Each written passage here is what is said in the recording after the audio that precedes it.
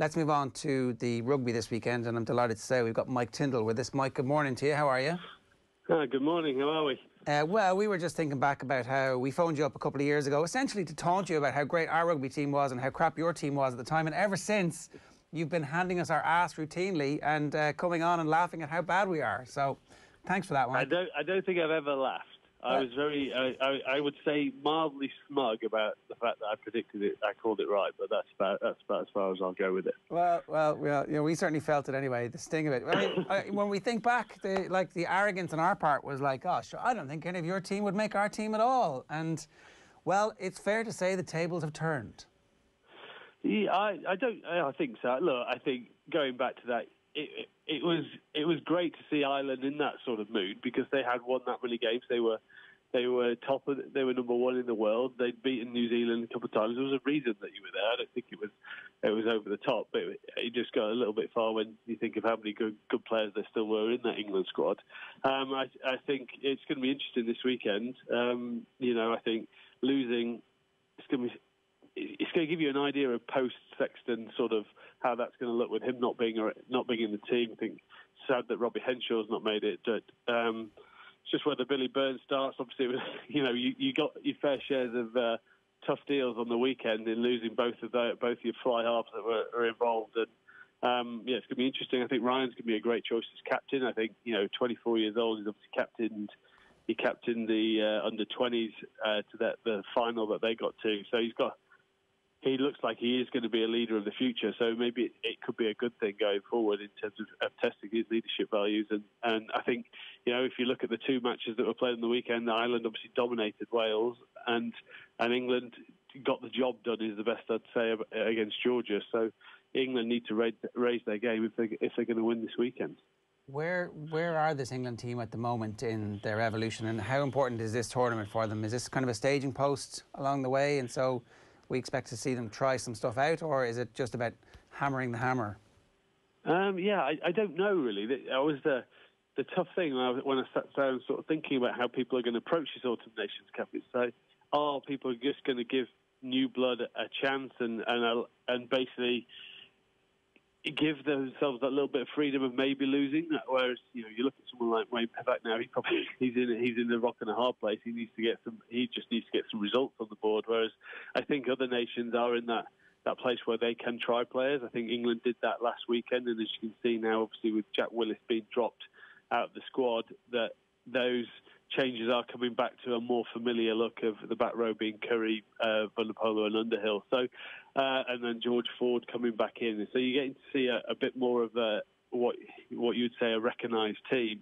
But then that's always tough. You know, they haven't had a hit out together, and at the moment, you know, we said after the Italy game that they probably missed out on that Barbars game in terms of they looked rusty, but they still looked a little bit rusty against Georgia. But there were a lot of changes. There are reasons for that, but they're going to have to hit the ground running.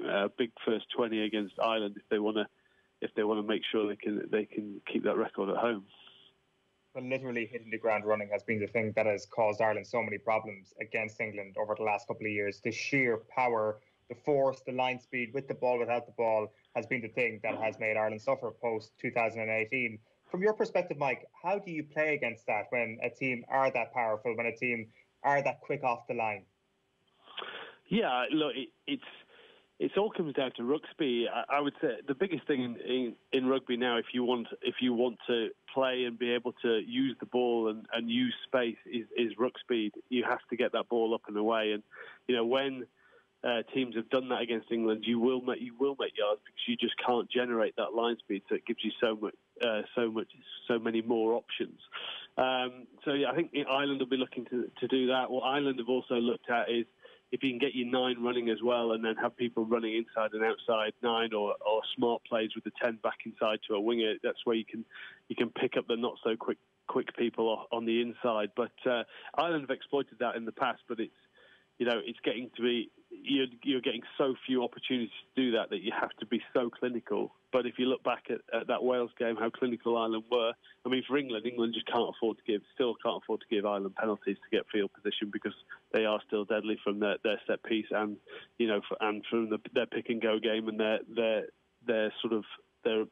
plan that they use the opposition 22. So I think it's a very. I'm just intrigued to see how the game goes, and I think it'll always be a classic England-Ireland. It always is.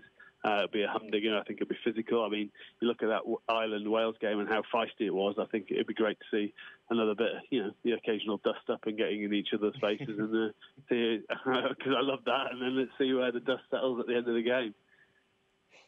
Do we fancy ourselves in a fight against England? I'm not sure we do, so maybe not. Maybe we're not actually open to that from our perspective. The other thing that's really played into this, Mike, is not just the last couple of batterings that England have given Ireland, but also a bit of a battering that Saracens gave Leinster in the Champions Cup a few months ago. And the one area that day where I think a lot of people were very surprised with, from Leinster's perspective, was the scrum and how it got crushed by Saracens on that occasion. Where is this England scrum at the moment? Is it better than it was a couple of years ago, or is it more of a case that Ireland probably have a few of their own troubles to sort out? I can't believe you're asking a centre about where England's scrum is right now. I'm not a Scooby-Doo.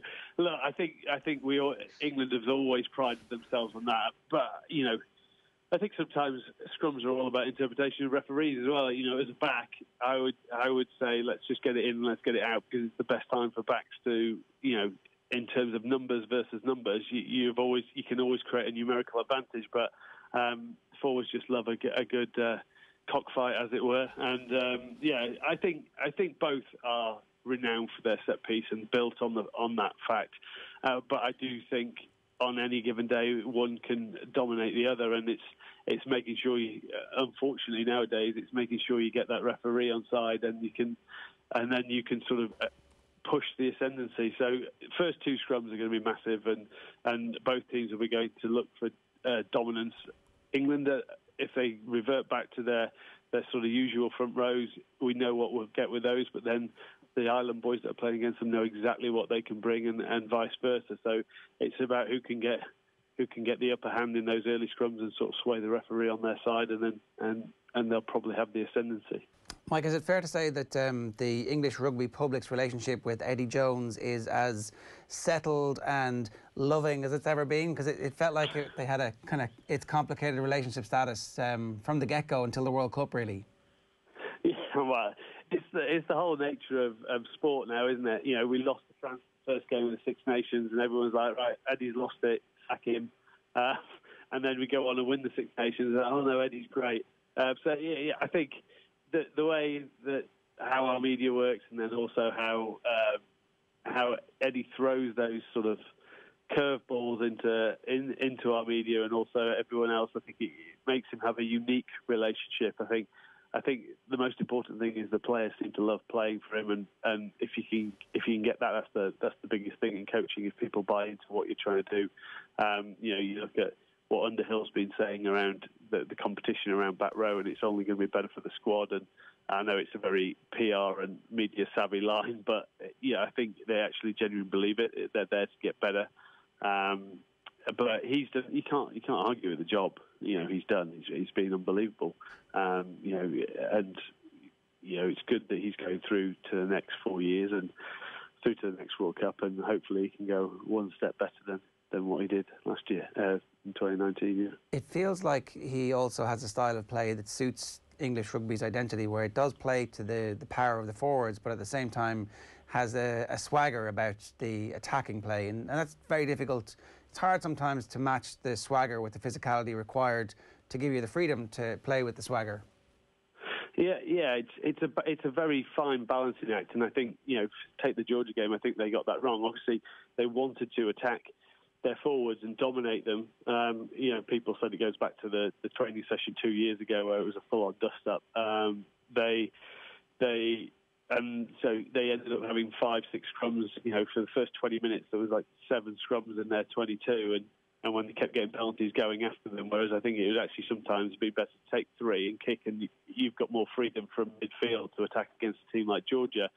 We created some nice stuff around the outside. Obviously, that try that Elliot Daly scored was a great backs move. And so it is finding that freedom. And finding that balance between it. I think the balance was a little bit forward heavy against Georgia, and when you play against a team like Ireland, you're going to have that balance a little bit more stacked to having the ability to move the ball one off, change the point of attack, because Ireland are a fantastic defensive team. They will hold you up if they can. They've got good guys to get over the ball and steal the ball. So a bit more variety will be needed against Ireland. But it looks like they were sort of trying to get ready for that forward game that they think they're going to have against Ireland. But you've got to have that balance as well. Yeah, look, I'd say, I don't know if you can pick it up off us, but we're very frightened about what might actually happen this weekend, and that's not a bad position for us to be in some ways, because maybe we'll play our best. But the crushing of Saracens by Leinster happened twice. England have now hammered us 3 times, like physically at Lansdowne Road, on the scoreboard at Twickenham in the pre-World Cup, and then essentially both physically and a little bit on the scoreboard as well the last time we played, although we had a garbage time try to pull it back a little bit to make the scoreboard not quite reflect where it is. At the moment, it definitely feels like England have the upper hand. Is that something that Eddie Jones is thinking, if we hammer them this time, we're going to set this rivalry back to the point where Ireland are going to fear us and we'll be able to dominate them for a long period of time? Or does he not think like that? Yeah, I don't think he thinks like that. I think obviously that mental side of winning the last 2, 3 mainly always gets pulled up in the media, which is the main way it gets into players' brains. But I don't think that would be where Eddie's going for. He would probably see it more as if we can still physically get on top. That's more than the actual result. If we can get on top of the physicality side, then that puts you in a really good stead. But I think both teams, with Ireland, obviously Farrell and Cat and the coaching staff are still relatively new. You look at the problems that are caused from when there's been a long coaching tenure shift to a new coaching tenure, and I think Faz and Catty are still working on things that they will want to implement. So it is still a working process. You look at the problem again, what Pivek's having at the moment, what New Zealand, the so-called tragedy that's going through in New Zealand, where they've managed to lose 2 games on the bounce, shock horror. That I don't think we fully need to worry about them saying that England have got a dominance if they win this game. I don't think that's really relevant at the moment. I don't think any player. I would definitely never look at that. I would take confidence out of it, but it wouldn't be my focus point if we'd beaten Ireland 3 times on the bounce or whatever. So I don't think that's much of an issue. I think you've got some good players coming in. I love Doris. I think he's going to be a great player going forward. And look, through this COVID time, you seem to find players that have come from nowhere a little bit, and that's great to see as well. It's managing to make people have opportunities, and hopefully that's just going to strengthen the game. It sounds like you're expecting a very competitive game at the weekend, Mike.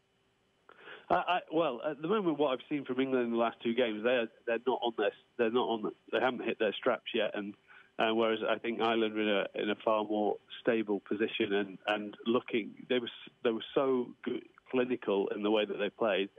That I do think it'll be close. I think if England come out and play to a high level, then it'll be a tough day for Ireland. But I still think it'll be a competitive day. Whereas if England come out at the weekend, it could be really hard for how they have done in the last 2 weekends. It could be really tough for them.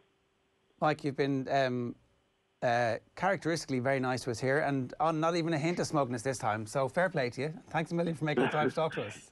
No worries. Thanks a lot. Great to have you with us. Thanks a million. Cheers, mate. Bye. Mike Tindall there. Some very nice. That was always the problem with the English rugby team. It was very hard to dislike them when they would ever speak as individuals. I mean, sure, they've got the arrogance and the swagger on, but turns out they're all very nice guys. I'm not sure was this covered on Monday show a lot, but your beef with the Welsh on Friday night reached a very satisfying point for you personally. I'm sure that was the case, was it? Look, the postman doesn't celebrate delivering the mail, does he?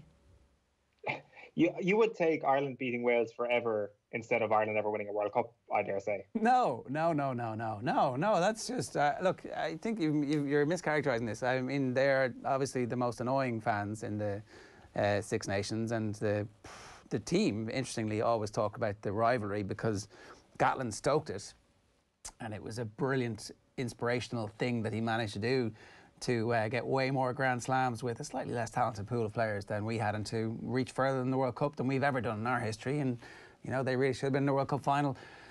Can't say that about us. So, I don't know. I would much rather win a World Cup, of course. What are you talking about? This is like I do thank Mike Tindall for giving us a little bit of hope ahead of this weekend, and I did love the fact that it was like, you know, England just got over the line against Georgia. What was it, 40-0 in the end? So yeah. they'll pip us to a 30-point win. I think maybe at the weekend is probably what he's trying to say.